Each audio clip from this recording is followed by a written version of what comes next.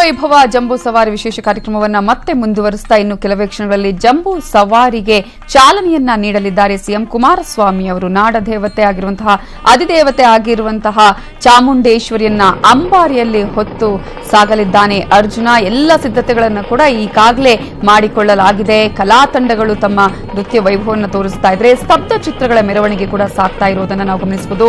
ಈಗಾಗಲೇ ಅನೇಕ ಸ್ತಬ್ಧ ಚಿತ್ರಗಳು ಕೂಡ ಮೆರವಣಿಗೆಯಲ್ಲಿ ಸಾಗ್ತಾ ಇರುವಂತಹ ದೃಶ್ಯಗಳನ್ನ ನೋಡ್ತಾ ಇದ್ದೀರಾ. ಹಾಗೆಯೇ ಅನೇಕ ಕಲಾ ತಂಡಗಳು 40ಕ್ಕೂ ಹೆಚ್ಚು ಜಾನಪದ ಕಲೆಯನ್ನ ಕೂಡ ಪ್ರದರ್ಶಿಸ್ತಾ ಇವೆ. ಉತ್ತರ ಭಾರತದ ಹಾಗೆಯೇ ನಾನಾ ರಾಜ್ಯಗಳ 5 ಕಲಾ ತಂಡಗಳ 75 ಕಲಾವಿದರು ಕೂಡ ಸೇರಿದಂತೆ 1600 ಕಲಾವಿದರು ಮೆರವಣಿಗೆಯಲ್ಲಿ ತಮ್ಮ ಕಲೆಯನ್ನ ಕೂಡ ಪ್ರದರ್ಶನ ಮಾಡ್ತಾ ಇದ್ದಾರೆ. ಹಾಗೆಯೇ ಸಕಲ ಸಿದ್ಧತೆಗಳು ಈಗಾಗಲೇ ಆರಂಭಗೊಂಡಿದೆ. 12 ಆನೆಗಳಿಗೆ 2 ತಿಂಗಳಿಂದ ತಾಲೀಮನ್ನು ಕೂಡ ನಡೆಸಲಾಗಿತ್ತು. ಈಗಾಗಲೇ ಈ ಒಂದು ಜಂಬೂ ಸವಾರಿಯ ಎಲ್ಲಾ ಸಿದ್ಧತೆಗಳನ್ನ ನೆರವೇರಿಸಲಾಗ್ತಾ ಇರುವಂತಹ ದೃಶ್ಯಗಳನ್ನ ನಾವು ಗಮನಿಸ್ತಾ ಇದ್ದೀವಿ. ಇನ್ನು ಕೆಲವೇ ಕ್ಷಣಗಳಲ್ಲಿ ಜಂಬೂ ಸವಾರಿ ಆರಂಭ ಆಗಲಿದೆ. ಕಲಾ ತಂಡಗಳ ವೈಭವವನ್ನು ನೀವು ಈಗಾಗಲೇ ನೇರ ಪ್ರಸಾರದ ದೃಶ್ಯಗಳಲ್ಲಿ ನೋಡ್ತಾ ಇದ್ದೀರಾ. ಸ್ತಬ್ಧ ಚಿತ್ರಗಳ ಮೆರವಣಿಗೆಯನ್ನು ಕೂಡ ನೀವು ನೋಡ್ತಾ ಇದ್ದೀರಾ. ಇನ್ನು ಜನಸಾಗರವೇ ಅಲ್ಲಿ ಕಿಕ್ಕಿರಿದು ತುಂಬಿರೋದನ್ನು ಕೂಡ ನಾವು ಗಮನಿಸಬಹುದು. ಸಾಕಷ್ಟು ಆಸನದ ವ್ಯವಸ್ಥೆಗಳನ್ನು ಕೂಡ ಮಾಡಿಕೊಳ್ಳಲಾಗಿದೆ. ಸಾಕಷ್ಟು ಬಿಗಿ ಭದ್ರತೆಯನ್ನು ಕೂಡ ಒದಗಿಸಲಾಗಿದೆ.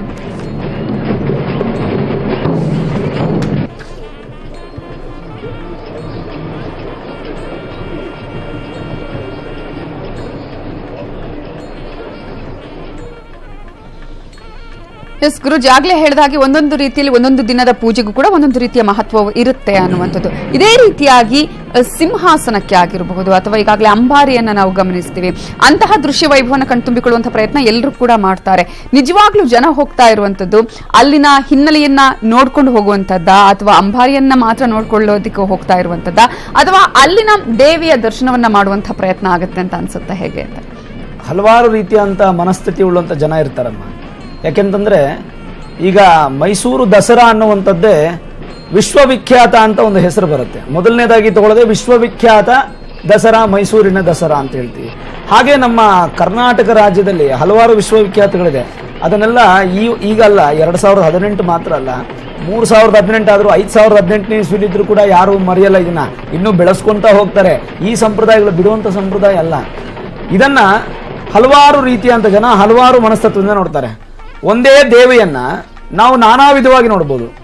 ಕೆಲವರು ಏನ್ ಮಾಡ್ತಾರೆ, ದೇವಿಗೆ ಹುಟ್ಟಿರ್ತಕ್ಕಂಥ ಸೀರೆಯನ್ನು ನೋಡಿ ಇಷ್ಟಪಡ್ತಾರೆ, ದೇವರಿಗೆ ಇಟ್ಟಿರ್ತಕ್ಕಂಥ ಅರಿಶಿಣ ಕುಂಕುಮವನ್ನು ನೋಡಿ ಇಷ್ಟಪಡ್ತಾರೆ, ಹಾಕಿರುವಂತ ಮಲ್ಲಿಗೆ ಹಾರವನ್ನ ನೋಡಿ ಇಷ್ಟಪಡ್ತಾರೆ.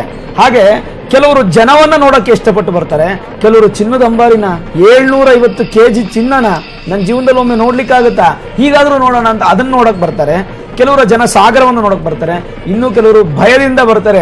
ಈ ಕಾಲದಲ್ಲಿ ನಾನು ಹೇಳ್ತೀನಿ ನೋಡಿ, 90% ಜನ, 90 ಭಾಗದಷ್ಟು ಜನ ದೇವಸ್ಥಾನಗಳಿಗಾಗ್ಲಿ ದೇವರು ನೋಡಕ್ಕಾಗ್ಲಿ ಹೋಗೋದು ಭಕ್ತಿಯಿಂದ ಅಲ್ಲ, ಭಯದಿಂದ. ನಮ್ಗೇನೋ ಆಗೋಗ್ಬಿಡುತ್ತೆ, ದೇವ್ರ ಪೂಜೆ ಮಾಡ್ಲಿಲ್ಲ ಅಂದ್ರೆ ಏನೋ ಆಗ್ಬಿಡುತ್ತೆ ಅನ್ನೋ ಭಯದಲ್ಲೇ ಹೋಗ್ತಾರೆ ಹೊರತು. ನೋಡಿ, ಶನೀಶ್ವರನ ದೇವಸ್ಥಾನ, ಆಂಜನೇಯನ ದೇವಸ್ಥಾನ, ಕಾಲಭೈರವ, ವೀರಭದ್ರೇಶ್ವರ, ಈ ದೇವಸ್ಥಾನಗಳಿಗೆ ಏನಕ್ಕೆ ಹೋಗ್ತಾರೆ? ಭಯಪಟ್ಟು ಹೋಗ್ತಾರೆ, ಏನೋ ಹೆಚ್ಚು ಕಮ್ಮಿ ಆಗ್ಬಿಡುತ್ತೆ ಅಂತ ಗ್ರಹಸ್ಥಿತಿಗಳು. ಹೀಗೆ ಕೆಲವರು ಭಯದಿಂದ ಹೋಗ್ತಾರೆ, ಕೆಲವರು ಭಕ್ತಿಯಿಂದ ಹೋಗ್ತಾರೆ, ಕೆಲವರು ಜನಸಾಗರವನ್ನು ನೋಡಕ್ ಹೋಗ್ತಾರೆ, ಕೆಲವರು ಚಿನ್ನದ ಅಂಬಾರಿಯನ್ನು ನೋಡಕ್ ಹೋಗ್ತಾರೆ, ಇನ್ನು ಕೆಲವರು ಅಲ್ಲಿನ ವೈಭವವನ್ನು ಕಣ್ಣು ತುಂಬಿಕೊಳ್ಳಕ್ ಹೋಗ್ತಾರೆ. ಆದರೆ ಇವೆಲ್ಲವೂ ಕೂಡ ನಮಗೆ ಮನಸ್ಸಿಗೆ ಆನಂದ ಕೊಡುತ್ತೆ, ನಮ್ಮ ಜೀವನಕ್ಕೆ, ನಮ್ಮ ಮೋಕ್ಷದ ಮಾರ್ಗಕ್ಕೆ ಆನಂದ ಕೊಡುವಂಥದ್ದು ನಿಜವಾಗಲು ಅಂತಂದ್ರೆ ಆ ತಾಯಿ ಚಾಮುಂಡೇಶ್ವರಿ ದರ್ಶನ. ಯಾರ್ಯಾರ ಪ್ರಜೆಗಳ ಮೇಲೆ ತಾಯಿಯ ಒಂದು ದೃಷ್ಟಿ ಬಿದ್ರೇನೆ ಸಾಕು, ಅಂಥವರು ಜೀವನದಲ್ಲಿ ಹುಟ್ಟಿರ್ತಕ್ಕಂಥ ಸಾರ್ಥಕತೆ ನಡೆಯಾಗುತ್ತೆ. ಜೊತೆಗೆ ವಿಶ್ವವಿಖ್ಯಾತ ಮೈಸೂರು ದಸರಾ ಅಂತ ಹೇಳಿದ್ವಿ. ಈಗಾಗಲೇ ನಾವು ಹಲವಾರು ವಿವಿಧತೆಯಲ್ಲಿ ಏಕತೆಯನ್ನು ಕಂಡಂಥದ್ದು ನಮ್ಮ ಭಾರತ ದೇಶ.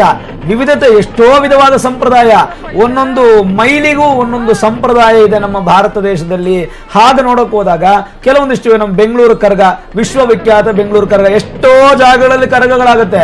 ಎಲ್ಲಾ ಕಡೆನೂ ವಿಶ್ವವಿಖ್ಯಾತ ಅಂತಿಲ್ಲ. ಬೆಂಗಳೂರಿನ ಕರಗದ ದೇವಸ್ಥಾನ ಏನಿದೆ ಅಲ್ಲಿ ಮಾತ್ರ ವಿಶ್ವವಿಖ್ಯಾತ. ಹಾಗೆ ತುಲಾ ಸಂಕ್ರಮಣ ನಿನ್ನೆ ಸಮೀಪಿಸಿತು ಭಾಗಮಂಡಲದಲ್ಲಿ, ವಿಶೇಷವಾಗಿ ಕಾವೇರಿ ನದಿಗೆ.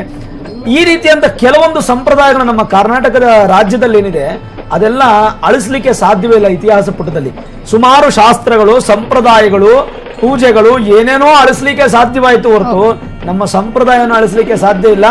ಸಂಪ್ರದಾಯದಲ್ಲಿ ಅತ್ಯಂತ ಶ್ರೀಮಂತಿಕೆಯಿಂದ ಇರ್ತಕ್ಕಂಥ ಏಕೈಕ ರಾಜ್ಯ ಅಂದ್ರೆ ನನ್ನ ಪ್ರಕಾರ ಅದು ಕರ್ನಾಟಕ ರಾಜ್ಯ ಅಂತ ಹೇಳ್ಬೋದು. ಕಣ್ಣಾರೆ ನೋಡ್ತಾ ಇದೀವಿ. ನಮ್ಮ ನ್ಯೂಸ್ 18 ಕನ್ನಡ ಚಾನೆಲ್ ನಲ್ಲಿ ನೋಡಿ ಕಣ್ಣಾರ ನೋಡ್ತಾ ಇದೀವಿ ಎಷ್ಟು ಸಂತೋಷ. ಡೊಳ್ಳು ಕುಣಿತ ಆಗ್ಬೋದು, ಆ ಒಂದು ಗಜಪಡೆಗಳು ಬರುವಂತದ್ದಾಗ್ಬೋದು, ಇದನ್ನ ಹೇಳಲಿಕ್ಕೆ ಬಾಯಿ ಅನ್ನೋದು ನಾಲ್ಗೆ ತಿರುವುದಿಲ್ಲ, ಟ್ವಿಸ್ಟ್ ಆಗುತ್ತೆ ಅಂತಾರಲ್ಲ ಆ ರೀತಿ ಆಗುತ್ತೆ. ಯಾಕಂದ್ರೆ ಅಷ್ಟು ಸಂತೋಷವನ್ನ ಕೊಡುವಂತ ಈ ಕಲಾ ತಂಡಗಳು ನೋಡ್ಬೋದು. ಇದ್ರ ಬಗ್ಗೆ ಮಾತಾಡ್ತಿದ್ರೆ ನಮಗೆ ದಸರಾ ಮುಗಿದೋಗೋದು ಕೂಡ ಗೊತ್ತಾಗೋದಿಲ್ಲ, ಅಷ್ಟಿದೆ ಮಾತಾಡುವಂತದ್ದು. ಎಸ್, ನನ್ನ ಆಗ್ಲೇ ನಾವು ನೋಡ್ತಾ ಇದ್ವಿ, ಅಂದ್ರೆ ಒಂದ್ ರೀತಿ ರೂಟ್ ಮ್ಯಾಪ್ ನಾವು ನೋಡಿದ್ವಿ, ಯಾವ ರೀತಿಯಾಗಿ ಯಾವ ರೂಟ್ ಇಂದ ಹೋಗುತ್ತೆ ಅಂತ ಹೇಳಿ. ಆ ರೂಟಿಗೂ ಕೂಡ ಒಂದೊಂದು ಹಿನ್ನೆಲೆ ಇದೆಯಾ ಅಂತ ಹೇಳಿ, ಯಾಕಂದ್ರೆ ಆ ಏಕತೆಯ ಬಗ್ಗೆ ಕೂಡ ನಾವು ಮಾತನಾಡಿದ್ವಿ. ಈಗ ಮಸೀದಿಗೆ ಹೋಗಿ ಅಲ್ಲಿಂದ ಪ್ರಸಾದ ತೆಗೆದುಕೊಂಡು ಬರುವಂತದ್ದು ಅವೆಲ್ಲವೂ ಕೂಡ ಇಲ್ಲಿ ಕಾಣಸಿಗುತ್ತೆ ಅಂತ ಹೇಳಿ. ಸೊ ಅದರ ಹಿನ್ನೆಲೆಯನ್ನ ನೋಡೋದಾದ್ರೆ, ಈಗ ಪ್ರತಿಯೊಂದು ದೇವಸ್ಥಾನಗಳಿಗೂ ರಥಬೀದಿ ಹೇಗಿರುತ್ತೋ ಅರಮನೆಗಳಿಗೂ ರಥಬೀದಿ ಅಂತ ಇರುತ್ತೆ. ಹಾಗಾಗಿ ಅದು ಹಿಂದಿನ ಕಾಲದಲ್ಲಿ ರಥಬೀದಿಯಾಗಿತ್ತು. ಈಗ ಎಲ್ಲ ಡೆವಲಪ್ಮೆಂಟ್ಗಳಾಗಿ ಅದು ಕಮರ್ಷಿಯಲ್ ರೋಡ್ಗಳಾಗ್ಬಿಟ್ಟಿದ್ದಾವೆ ಅಷ್ಟೇ ಹೊರತು ಅದು ರಥಬೀದಿ, ರಾಜಬೀದಿ. ಸೊ ಹಾಗಾಗಿ ರಾಜರು ಓಡಾಡ್ತಕ್ಕಂಥ ಮಾರ್ಗ, ಅದು ಬನ್ನಿ ಮಂಟಪದವರೆಗೂ ಇರತಕ್ಕಂಥ ಒಂದು 5ರಿಂದ 5.5 ಕಿಲೋಮೀಟರ್ ಏನಿದೆ ಅದು ರಾಜಬೀದಿ ಅಂತ ಕರೀತಾರೆ. ಹಾಗಾಗಿ ಅದೇ ರಸ್ತೆಯಲ್ಲೇ ಹೋಗಬೇಕು, ಅದೇ ರಸ್ತೆಯಲ್ಲೇ ವಾಪಸ್ ಬರ್ತಕ್ಕಂಥ ಕ್ರಮ ಉಂಟು. ಹಾಗಾಗಿ ಈಗ ಕೆಲವೊಂದು ಸಿದ್ದಪ್ಪ ಸರ್ಕಲ್, KR ಸರ್ಕಲ್ ಗಳಿಂದ ಹೊರಟುಬಿಟ್ಟು ಅದು ಬನ್ನಿ ಮಂಟಪವನ್ನ ತಲುಪಿ ಅಲ್ಲಿ ಪೂಜಾ ಕೈಂಕರ್ಯಗಳನ್ನ ಮುಗಿಸಿದ ನಂತರ ಮತ್ತೆ ಪುನಃ ವಾಪಸ್ ಬರ್ತಕ್ಕಂಥದ್ದು ಇದು ಕ್ರಮ.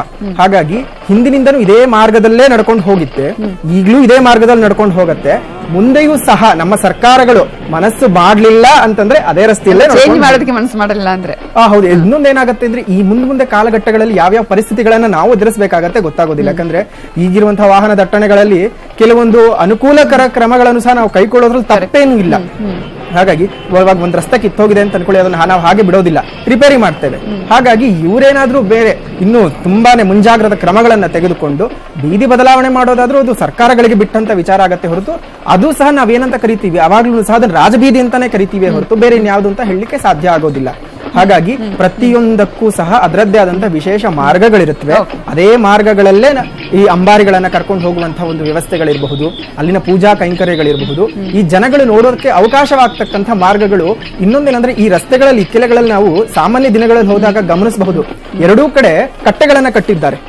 ಅಲ್ಲಿ ಜನಗಳು ಕೂತ್ಕೊಳ್ಳೋ ವ್ಯವಸ್ಥೆ ಆಗಿರುತ್ತೆ, ನಿಂತ್ಕೊಳ್ಬಹುದು, ಅಥವಾ ಜನ ಎಷ್ಟೇ ಸ್ಟೆಪ್ ಬೈ ಸ್ಟೆಪ್ ಇರೋದ್ರಿಂದ ಏನಾಗುತ್ತೆ ಒಬ್ಬರ ಮೇಲೆ ಒಬ್ಬರು ನಿಂತ್ಕೊಂಡು ನೋಡ್ತಕ್ಕಂಥ ಕ್ರಮಗಳನ್ನ ಹಿಂದಿನ ಕಾಲದಲ್ಲೇ ಪಾಪ ಮಾಡ್ಕೊಂಡು ಬಂದ್ಬಿಟ್ಟಿದ್ರು. ಯಾಕಂದ್ರೆ ಜನ ಆಗಿನ ಕಾಲದಿಂದನೂ ಜನದಟ್ಟಣೆ ಇಟ್ಕೊಂಡು ಬಂದಿರೋದ್ರಿಂದಾನೆ ಮುಂಜಾಗ್ರತಾ ಕ್ರಮವಾಗಿ ಆ ಕ್ರಮಗಳನ್ನೆಲ್ಲ ಪ್ರಚಾರ ಆಗಿರೋದ್ರಿಂದ ಸಿಗುತ್ತೆ ಅಂತ. ಓಕೆ, ಎಸ್,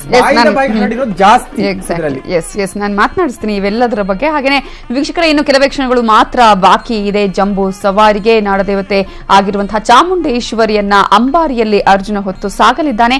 ದಸರಾ ವೈಭವ ವಿಶೇಷ ಕಾರ್ಯಕ್ರಮವನ್ನ ಮುಂದುವರಿಸುತ್ತಾ ಇನ್ನು ಕೆಲವೇ ಕ್ಷಣಗಳಲ್ಲಿ ಜಂಬೂ ಸವಾರಿಯ ಮೆರವಣಿಗೆ ಆರಂಭ ಆಗಲಿದೆ. ಸಿಎಂ ಕುಮಾರಸ್ವಾಮಿ ಅವರು ಚಾಲನೆಯನ್ನು ಕೂಡ ನೀಡಲಿದ್ದಾರೆ. ಮೈಸೂರು ದಸರಾದ ಪ್ರಮುಖ ಆಕರ್ಷಣೆ ಅಂದ್ರೆ ಜಂಬೂ ಸವಾರಿ. ಹಿನ್ನೆಲೆಯಲ್ಲಿ ಎಲ್ಲಾ ಸಿದ್ಧತೆಗಳನ್ನು ಕೂಡ ಈಗಾಗಲೇ ಮಾಡಿಕೊಳ್ಳಲಾಗಿದೆ. ಇನ್ನು ಈಗಾಗಲೇ ಅನೇಕ ಕಲಾ ತಂಡಗಳು ಕೂಡ ಅಲ್ಲಿ ತಮ್ಮ ಕಲಾ ವೈಭವವನ್ನು ತೋರಿಸ್ತಾ ಇರೋದನ್ನು ಕೂಡ ನಾವು ಗಮನಿಸಬಹುದು. ಹಾಗೆಯೇ ಅರ್ಜುನ ಈ ಸಲ ಅಂದ್ರೆ 5ನೇ ಬಾರಿ ಕೂಡ ಅಂಬಾರಿಯನ್ನ ಹೊರತಾ ಇದ್ದಾನೆ.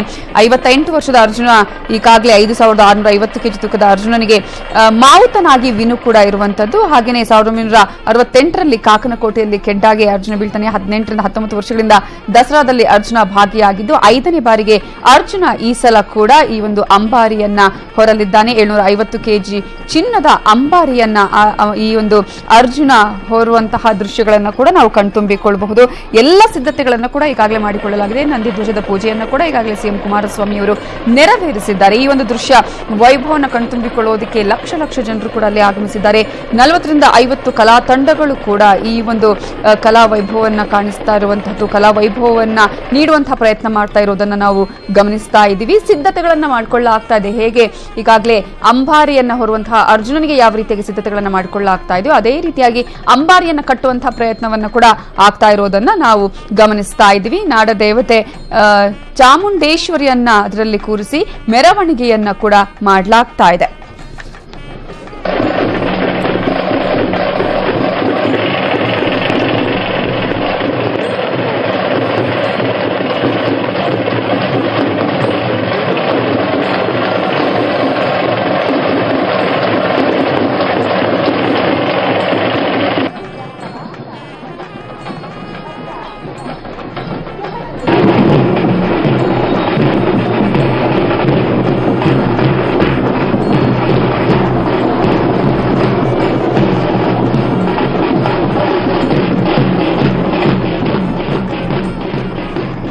ಎಸ್ ಗುರುಜಿ, ಆಗ್ಲೇ ನಾವು ಮಾತನಾಡ್ತೀವಿ ಅಂದ್ರೆ ಯಾವ ರೀತಿಯಾಗಿ ಒಂದು ಕಾರ್ಯಕ್ರಮಗಳು ಇರುತ್ತೆ ಅನ್ನುವಂಥದ್ದು ಜಂಬೂ ಸವಾರಿಯ ಮೆರವಣಿಗೆನೆ ಹೈಲೈಟ್ ಅಂತ ಹೇಳಿ. ಸಿಂಹಾಸನದ ಬಗ್ಗೆ ನಾವು ಮಾತನಾಡೋದಾದ್ರೆ ಅದರಲ್ಲೂ ಕೂಡ ಕಟ್ಟುವಂತಹ ಪ್ರಾಸೆಸ್ ಕೂಡ ತುಂಬಾ ಇಂಪಾರ್ಟೆಂಟ್ ಆಗುತ್ತೆ ಇಲ್ಲಿ ಅಂತ ಹೇಳಿ, ಸ್ವಲ್ಪ ವಾಲದ ಹಾಗೆ ನೋಡ್ಕೊಳ್ಬೇಕು ಅಂತಹ ಸಿದ್ಧತೆಗಳನ್ನು ನಾವು ನೋಡೋದಾದ್ರೆ ಅಥವಾ ಕಟ್ಟುವ ಪ್ರಕ್ರಿಯೆ ನೋಡೋದಾದ್ರೆ, ಮತ್ತೆ ಸಿಂಹಾಸನದ ಹಿನ್ನೆಲೆ ಬಹಳ ವಿಶೇಷ ಮತ್ತು ವಿಶಿಷ್ಟ ಆಗಿರತಕ್ಕಂಥದ್ದು.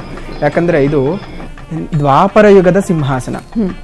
ದ್ವಾಪರ ಯುಗದಲ್ಲಿ ನಮ್ಮ ರಾಜರು ಕೂತಂತಹ ಸಿಂಹಾಸನ ಅದು. ಇವನು ರಾಜರು ಕೂತಂತಹ ಸಿಂಹಾಸನ. ಹಾಗಾಗಿ ದ್ವಾಪರ ಯುಗದಿಂದ ಈಗಿನ ಯುಗದವರೆಗೂ ಸಹ ಅದು ನಡ್ಕೊಂಡು ಬಂದಿದೆ. ಅದೇ ಸಿಂಹಾಸನದ ಮೇಲೆ ಸಿಕ್ಕಂತಹ ಸಿಂಹಾಸನ ಅದು. ದ್ವಾಪರ ಯುಗ ನಶಿಸಿದ ನಂತರ ಕಲಿಯುಗ ಪ್ರಾರಂಭ ಆದ್ಮೇಲೆ ಅದು ಭೂಮಿಯಲ್ಲಿ ಹುದುಗಿ ಹೋಗಿರುತ್ತೆ. ಆನಂತರ ವಿಜಯನಗರ ಸಾಮ್ರಾಜ್ಯದ ಅರಸರಿಗೆ ಸಿಕ್ಕು ಇದನ್ನ ಉಡುಗೊರೆಯಾಗಿ ಕೊಡ್ತಾರೆ. ಮೈಸೂರು ರಾಜರು ಸಾಮಂತ ರಾಜರಾಗಿರ್ತಾರೆ. ಆ ಸಾಮಂತ ರಾಜರಿಗೆ ಉಡುಗೊರೆಯಾಗಿ ಬಂದಂತಹ ಒಂದು ಸಿಂಹಾಸನ ಇದು. ಹೀಗಾಗಿ ಧರ್ಮರಾಯರು ಕೂತಿದ್ದಂತಹ ಸಿಂಹಾಸನ. ಧರ್ಮರಾಯರು ವಿಶೇಷವಾಗಿ ಅವರಿಗೆ ಬೇಕಾಗಿರ್ತಕ್ಕಂಥದ್ದು ಕೃಷ್ಣನ ಒಂದು ಸಾನ್ನಿಧ್ಯದಲ್ಲಿ ಒಂದು ವಿನ್ಯಾಸಗೊಳಿಸಿದಂತಹ ಸಿಂಹಾಸನ. ಹಾಗಾಗಿ ದ್ವಾಪರ ಯುಗದಲ್ಲೇ ಈ ಸಿಂಹಾಸನ ಇತ್ತು. ಇನ್ನೊಂದು ವಿಶೇಷ ಏನು ಹೇಳಬೇಕು ಅಂದ್ರೆ ಅದರಲ್ಲಿ ಭತ್ತವನ್ನ ಹೀಗೆ ಹೆರಚಿದ್ರೆ ಅದು ಹರಳಾಗತ್ತೆ. ಅಷ್ಟು ವಿಶೇಷವಾಗಿರ್ತಕ್ಕಂಥದ್ದು, ಅಂದ್ರೆ ಅಷ್ಟು ಮಹತ್ವವುಳ್ಳಿರ್ತಕ್ಕಂಥದ್ದು. ಸಿಂಹಾಸನದ ಬಗ್ಗೆನೇ ಈಗಾಗಲೇ ಬಂದಿರುವಂತಹ ಮಾಹಿತಿಯ ಪ್ರಕಾರ ಜಂಬೂ ಸವಾರಿಗೆ ಒಂದ್ ಕಡೆ ಅಂತಿಮ ಹಂತದ ಸಿದ್ಧತೆಗಳು ಆಗ್ತಾ ಇದ್ರೂ ಕೂಡ ಈಗಾಗಲೇ ಅಂಬಾರಿಯನ್ನ ಕಟ್ಟುವಂತಹ ಸಂದರ್ಭದಲ್ಲಿ 2 ಬಾರಿ ಬಲಕ್ಕೆ ವಾಲಿದೆ ಅಂಬಾರಿ ಅನ್ನುವಂತಹ ಮಾಹಿತಿ ಕೂಡ ಸಿಗ್ತಾ ಇದೆ. ಮತ್ತೆ ಎಳೆದು ಅಂಬಾರಿಯನ್ನ ಕಟ್ತಾ ಇದ್ದಾರೆ ಮಾವುತರು. ಜಂಬೂ ಸವಾರಿಗೆ ಸಿದ್ಧತೆಗಳನ್ನು ಈಗಾಗಲೇ ಮಾಡಿಕೊಳ್ಳಲಾಗಿದೆ. 2 ಬಾರಿ ವಾಲಿದೆ, ಅದನ್ನ ಮತ್ತೆ ಸರಿಪಡಿಸುವಂತಹ ಪ್ರಯತ್ನವನ್ನ ಈಗಾಗಲೇ ಮಾವುತರುಗಳು ಮಾಡ್ತಾ ಇದ್ದಾರೆ. ನಾವೀಗಾಗಲೇ ಮಾತನಾಡ್ತಾ ಇದ್ವಿ, ಎಲ್ಲೂ ಕೂಡ ವಾಲದ ಹಾಗೆ ಕಟ್ಟುವಂತಹ ಪ್ರಯತ್ನವನ್ನ ಮಾಡಬೇಕಾಗತ್ತೆ ಅಂತ ಹೇಳಿ. ಎಲ್ಲೂ ಕೂಡ ಕೆಳಗೆ ವಾಲದ ಹಾಗೆ ಆಗಿರುವುದು ಅಥವಾ ಎಲ್ಲೂ ಕೂಡ ಬೀಳದ ಹಾಗೆ, ವಿಘ್ನ ಆಗದ ಹಾಗೆ ನೋಡ್ಕೊಳ್ಬೇಕಾದಂತಹ ಪ್ರಯತ್ನ ಕೂಡ ಇಲ್ಲಿ ನಡೆಸಬೇಕಾಗತ್ತೆ. ಹಾಗಾಗಿ ವಾಲದ ರೀತಿಯಲ್ಲಿ ಅಂಬಾರಿಯನ್ನ ಕಟ್ಟುವಂತಹ ಪ್ರಯತ್ನ ಸರಿಯಾಗಿ ಯಾವ ರೀತಿಯಾಗಿ ಈ ಪ್ರಾಸೆಸ್ ಇರಬೇಕು ಅದೇ ರೀತಿಯಾಗಿ ಕಟ್ಟುವಂತಹ ಪ್ರಯತ್ನವನ್ನ ಮಾವುತರು ಮಾಡ್ತಾ ಇದ್ದಾರೆ. 2 ಬಾರಿ ವಾಲಿದೆ, ಮತ್ತೆ ಅದನ್ನ ಸರಿಪಡಿಸುವಂತಹ ಪ್ರಯತ್ನ ಈಗಾಗಲೇ ಮಾವುತರು ಮಾಡ್ತಿದ್ದಾರೆ. ಇನ್ನು ಈಗಾಗಲೇ ವಾಲಿದೆ ಅಂತ ಹೇಳ್ತಿದ್ರಿ. ಇದನ್ನ ಸ್ವಲ್ಪ ನಾವು 4 ವರ್ಷಗಳ ಹಿಂದೆ ಹೋದಾಗ ಅಂಬಾರಿ ಜಂಬೂ ಸವಾರಿ ನಡೆದಾಗಿರ್ತಕ್ಕಂಥ ಸಂದರ್ಭದಲ್ಲಿ ಎಡಕ್ಕೆ ವಾಲಿತ್ತು. ಎಡಕ್ಕೆ ವಾಲಿ ಸ್ವಲ್ಪ ದಿನಗಳಲ್ಲೇ ಮಹಾರಾಜರು ತೀರ್ಕೊಂಡಿದ್ರು. ಅದು ಅಪಶಕುನ. ಅದು ಸವಾರಿ ಪ್ರಾರಂಭ ಆದ ನಂತರದಲ್ಲಿ ಅದು ಆದಂತಹ ಘಟನೆ. ಇದನ್ನು ಕಟ್ಟುತ್ತಾ ಇರುವಂತಹ ಹಂತದಲ್ಲಿರೋದ್ರಿಂದ ಅದು ಅದನ್ನ ನಾವು ಅಷ್ಟು ಅದನ್ನ ಕಟ್ಟಬೇಕಾದ್ರೆ ಕೆಲವೊಂದು ಹಿಂದೆ ಮುಂದೆ ಆಗೇ ಆಗತ್ತೆ. ಯಾಕಂದ್ರೆ ಅಲ್ಲಿ ಎಲ್ಲರೂ ಸಹ ತುಂಬಾ ಕೆಲಸದ ಒತ್ತಡದಲ್ಲಿ ಇರ್ತಾರೆ. ಹಾಗಾಗಿ ಇನ್ನು ಮಹಾಸಂಕಲ್ಪ ಆಗ್ಬೇಕಾಗತ್ತೆ, ಇನ್ನು ಚಾಲನೆ ಸಿಗಬೇಕಾಗತ್ತೆ. ಚಾಲನೆ ಸಿಕ್ಕ ನಂತರ ವಾಲಿದ್ರೆ ಅದನ್ನ ಏನಾದ್ರೂ ಒಂದು ಶುಭ ಅಶುಭಗಳಿಗೆ ನಾವು ತಗೊಳ್ಬಹುದೇ ಹೊರತು ಇನ್ನು ಸಿದ್ಧತೆ ಮಾಡ್ಬೇಕಾದ್ರೆ ಕೆಲವೊಮ್ಮೆ ಏನಾಗತ್ತೆ, ಜಾರತ್ತೆ, ವಾಲತ್ತೆ. ಅದು ಬಲಕ್ಕೆ ಎಡಕ್ಕೆ ಎಂಬುದು ಅಲ್ಲಿ ನಿರ್ಧಾರ ಮಾಡ್ಕೊಳ್ಳಿಕ್ ಸಾಧ್ಯ ಆಗೋದಿಲ್ಲ. ಹಾಗಾಗಿ ಇನ್ನು ಸಿದ್ಧತೆಯ ಹಂತದಲ್ಲಿರೋದ್ರಿಂದ ನಾವೇನು ಅದ್ರ ಬಗ್ಗೆ ಅಷ್ಟು ಯೋಚನೆ ಮಾಡೋ ಅವಶ್ಯಕತೆ ಇಲ್ಲ.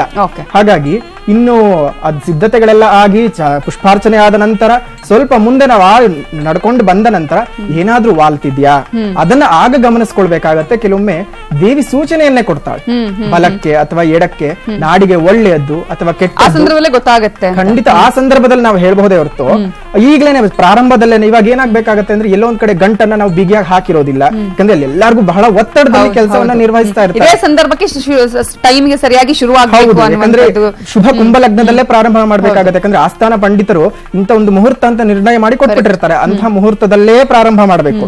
ಅಂತ ಮುಹೂರ್ತದಲ್ಲಿ ಪ್ರಾರಂಭ ಮಾಡ್ಲಿಕ್ಕೆ ಆಗ್ಲಿಲ್ಲ ಅಂತ ಹೇಳಿದ್ರೆ ಅದನ್ನ ಅಪಶಕುನ ಅಂತ ಕೆಲವೊಮ್ಮೆ ಯಾಕಂದ್ರೆ ತಗೊಳ್ತಾರೆ. ಬಟ್ ಆದ್ರೆ ಕೆಲವೊಮ್ಮೆ ಏನಾಗುತ್ತೆ, ಈ ಕೆಲಸದ ಒತ್ತಡಗಳ ಮಧ್ಯೆ ಕೆಲವೊಮ್ಮೆ ಏನಾಗುತ್ತೆ, ತಡ ಆಗೋದು ಉಂಟು. ಯಾಕಂದ್ರೆ ಒಂದೊಂದು ಲಗ್ನಗಳು ಸರಿಸುಮಾರು 1.5 ಗಂಟೆಯಿಂದ 2 ಗಂಟೆಗಳ ಕಾಲ ನಡೆಯುತ್ತೆ. ಆ ಲಗ್ನದಲ್ಲಿ ಕೆಲವೊಂದು ಪ್ರಾರಂಭದಲ್ಲಿ ವ್ಯರ್ಜ ಇರುತ್ತೆ, ಕೆಲವೊಂದು ಅಂತ್ಯದಲ್ಲಿ ವ್ಯರ್ಜ ಇರುತ್ತೆ, ಕೆಲವೊಂದು ಮಧ್ಯದಲ್ಲಿ ವ್ಯರ್ಜಗಳಿರುತ್ತೆ. ಅದನ್ನೆಲ್ಲ ನೋಡ್ಕೊಂಡು ಕೆಲವೊಂದು ಇಷ್ಟು ಗಂಟೆಯಿಂದ ಇಷ್ಟು ಗಂಟೆ ಅಂತ ಸಮಯ ಕೊಟ್ಟಿರ್ತಾರೆ. ಆ ಸಮಯದಲ್ಲೇ ಇವ್ರು ಮಾಡ್ಬೇಕಾಗತ್ತೆ. ಹಾಗಾಗಿ ಆ ಕೆಲಸಗಳ ಒತ್ತಡ ಇರುತ್ತೆ, ಜೊತೆಗೆ ಅಷ್ಟು ಜನಗಳ ಒತ್ತಡ. ಇವರು ತುಂಬಾ ವರ್ಷಗಳಿಂದ ಮಾಡ್ಕೊಂಡು ಬಂದಿದ್ದರೂ ಸಹ ಪ್ರತಿಯೊಂದು ಕೂಡ ಆ ಕ್ಷಣಕ್ಕೆ ಇಂಪಾರ್ಟೆಂಟ್ ಆಗಿರುತ್ತೆ. ನಾನು ಎಷ್ಟೇ ವರ್ಷಗಳಲ್ಲಿ ನಾನು ಹೇಗೆ ಇದ್ರೂ ಸಹ ಆ ಮೂಮೆಂಟ್ ಏನಾಗಿರುತ್ತೆ, ನನಗೆ ಕೆಲಸದ ಒತ್ತಡ ಬಂದೇ ಬರುತ್ತೆ, ಟೆನ್ಷನ್ ಜಾಸ್ತಿ ಆಗೇ ಆಗುತ್ತೆ. ನಾನು ಎಲ್ಲೋ ತಪ್ಪು ಮಾಡಿದ್ದೇನೇನೋ, ಯಾಕಂದ್ರೆ ಅದು ತುಂಬಾ ರೆಸ್ಪಾನ್ಸಿಬಿಲಿಟಿ ಆಗಿರ್ತಕ್ಕಂಥ ಒಂದು ಕೆಲಸ. ಸ್ವಲ್ಪ ಏನಾದ್ರೂ ಹೆಚ್ಚು ಕಡಿಮೆ ಆದ್ರೂ ಸಹ ಒಂದು ದಸರಕ್ಕೆ ಕಪ್ಪು ಚಿಕ್ಕೆ ಬರತಕ್ಕಂತಹ ಕೆಲಸ ಆಗುತ್ತೆ. ಹಾಗಾಗಿ ತುಂಬಾ ಜಾಗ್ರತೆ ಮಾಡಿ ಮಾಡ್ಬೇಕಾಗತ್ತೆ. ಹಾಗಾಗಿ ಎಲ್ಲರೂ ಒತ್ತಡದಲ್ಲಿರ್ತಾರೆ. ಈಗಲೇನೆ ಅದು ಶುಭ ಅಥವಾ ಅಶುಭ ಅಂತ ಲೆಕ್ಕ ಹಾಕೋದು ಅಷ್ಟು ತಪ್ಪಾಗತ್ತೆ. ಚಾಲನೆ ಸಿಕ್ಕ ನಂತರ ಬೇಕಿದ್ರೆ ಅದನ್ನ ನಾವು ಯೋಚನೆ ಮಾಡಬಹುದಾಗುತ್ತೆ. ಇನ್ನು ರಾಜಮಾತೆ ಪ್ರಮೋದ ದೇವಿ ಒಡೆಯರ್ ಅವರ ತಾಯಿ ಕೂಡ ತೀರ್ಕೊಂಡಿದ್ದು ಸಾಕಷ್ಟು ಸುದ್ದಿ ಆಯ್ತು ಅಂತ ಹೇಳಿ, ಈ ಸಂದರ್ಭದಲ್ಲಿ ತೀರ್ಕೊಂಡಿರೋದು ಅಥವಾ ಏನಾದ್ರೂ ಶಾಸ್ತ್ರಗಳನ್ನ ಮಾಡೋದಕ್ಕೆ ಆಗುತ್ತಾ ಇಲ್ವಾ ಅನ್ನೋದು ಅದ್ರ ಬಗ್ಗೆ ಹೇಳೋದಾದ್ರೆ ಮುಖ್ಯವಾಗಿ ಒಂದು ಹೆಣ್ಣನ್ನ ಕನ್ಯಾದಾನ ಮಾಡಿಕೊಟ್ಟ ಮೇಲೆ ಸಂಬಂಧಗಳು ಕಳಚೋಯ್ತು ಅನ್ನುವಂಥದ್ದು ಒಂದು ಪ್ರಶ್ನೆ ಇದೆ. ಇದು ನಾವು ಮದುವೆ ಅಂತ ಹೇಳ್ತೀವಿ. ನಮ್ಮ ಸಂಪ್ರದಾಯದಲ್ಲಿ ಏನ್ ಹೇಳ್ತೀವಿ, ಮದುವೆ ಆಯ್ತಾ ನಿನಗೆ ಅಂತ ಕೇಳ್ತೀವಲ್ಲ. ಮದುವೆ ಅನ್ನುವಂಥದ್ದು ಎರಡನೇ ಮಾತು. ಮೊದಲನೇ ಮಾತು ದಾನ ಅಂತ ಹೇಳ್ತೀವಿ. ಇದನ್ನ ಕನ್ಯೆಯನ್ನು ದಾನ ಮಾಡುವಂತ ಪ್ರಕ್ರಿಯೆ. ಒಮ್ಮೆ ದಾನ ಮಾಡಿದ್ರೆ ನಾವ್ ಹೇಳ್ತೀವಲ್ಲ, ಬಲಗೈಲಿ ದಾನ ಮಾಡಿದ್ದು ಎಡಗೈ ಗೊತ್ತಾಗಬಾರದು. ಹಾಗೆ ದಾನ ಮಾಡ್ಬಿಟ್ಮೇಲೆ ಮುಗೀತಲ್ಲಿ. ಒಬ್ಬರಿಗೆ ದಾನ ಮಾಡಿದ್ಮೇಲೆ ಯಾವುದೇ ರೀತಿಯಂತ ಸಂಬಂಧಗಳು ಇರಲ್ಲ. ಮತ್ತೆ ತಾಯಿ ಮಗಳು ಅನ್ನೋಂಥ ಬಂಧವನ್ನ ಯಾರು ಬೇರೆ ಮಾಡ್ಲಿಕ್ಕೆ ಆಗಲ್ಲ. ನೀವು ಅದನ್ನ ಪ್ರಶ್ನೆ ಕೇಳಿದ್ರೆ ಮತ್ತೆ ನನಗೆ ಉತ್ತರ ಕೊಡ್ಲಿಕ್ಕೆ ಸಾಧ್ಯ ಇಲ್ಲ. ಆದ್ರೆ ತಾಯಿ ತೀರೋದಾಗ ಈ ತರದ ಸಂಬಂಧಪಟ್ಟಂತ ವಿಚಾರಗಳಿದ್ದಾಗ ರಕ್ಷಾಧಾರಣೆ ಮಾಡ್ಕೊಂಡಿರ್ತಾರೆ. ಯಾರು? ಈಗಿನ ರಾಜ ಯದುವೀರವರು ರಕ್ಷಾಬಂಧನ ಮಾಡ್ಕೊಂಡಿರೋದ್ರಿಂದ, ಹೇಗೂ ದತ್ತಪುತ್ರನೇ ಆಗಿರೋದ್ರಿಂದ ಅವರು ತಮ್ಮ ರಕ್ಷೆಯನ್ನ ಕಳಚಿ ತಾಯಿಯ ದರ್ಶನವನ್ನ ಮಾಡಿ ಬರಬಹುದು. ಅದರಲ್ಲಿ ತಪ್ಪೇನಿಲ್ಲ. ಮತ್ತೆ ಈ ಒಂದು ಅವರ ತಾಯಿಯವರು ತೀರೋಗಿರ್ತಕ್ಕಂತ ಈ ಸೂತಕದ ಛಾಯೆ ಅಂತ ಏನ್ ಹೇಳ್ತೀವಿ, ಅದು ಅರಮನೆಗೆ ಕನಿಷ್ಠ ಪಕ್ಷ 1% ಕೂಡ ಬರ್ಲಿಕ್ಕೆ ಸಾಧ್ಯ ಇಲ್ಲ. ಅದಕ್ಕೆ ಸಂಬಂಧವೇ ಇಲ್ಲ. ಇವೆಲ್ಲವೂ ಆದ್ರೆ ಅದಕ್ಕೆಲ್ಲ ಪರಿಹಾರ ಬೇಕು ಅನ್ನೋ ಉದ್ದೇಶಕ್ಕೆ ರಕ್ಷಾಬಂಧನೆ ಅಂತ ಮಾಡುವಂತದ್ದು. ಸ್ಟಾರ್ಟಿಂಗ್ ಅಲ್ಲಿ ಅದನ್ನ ವಾಸುಕಿ ಅನ್ನುವಂತ ಘಟಸರ್ಪವನ್ನು ಆವಾಹನೆ ಮಾಡಿ ರಕ್ಷಾಬಂಧನ ಕಟ್ಟಿ ಮನೆಯನ್ನ ಅರಮನೆಯನ್ನ ಶುದ್ಧಿ ಮಾಡುವಂತ ಪ್ರಾಸೆಸ್. ಈ ತರದ ಏನಾದ್ರು ಬಂತಂದ್ರೂ ಕೂಡ ನಮಗೆ ತೊಂದರೆ ಇಲ್ಲದೆ ಮುಂದುವರಿಸಬಹುದು. ಇದು ಲೋಕ ರಕ್ಷಣೆಗೋಸ್ಕರ ಮಾಡುವಂತ ನಿರ್ಧಾರ ಮಾಡ್ತಾರೆ. ಶುಭ ಕುಂಭ ಲಗ್ನದಲ್ಲಿ ಇನ್ನು ಕೆಲವೇ ಕ್ಷಣಗಳಲ್ಲಿ ಕೂಡ ಜಂಬೂ ಸವಾರಿಗೆ ಚಾಲನೆಯನ್ನ ನೀಡಲಿದ್ದಾರೆ ಸಿಎಂ ಕುಮಾರಸ್ವಾಮಿ ಅವರು.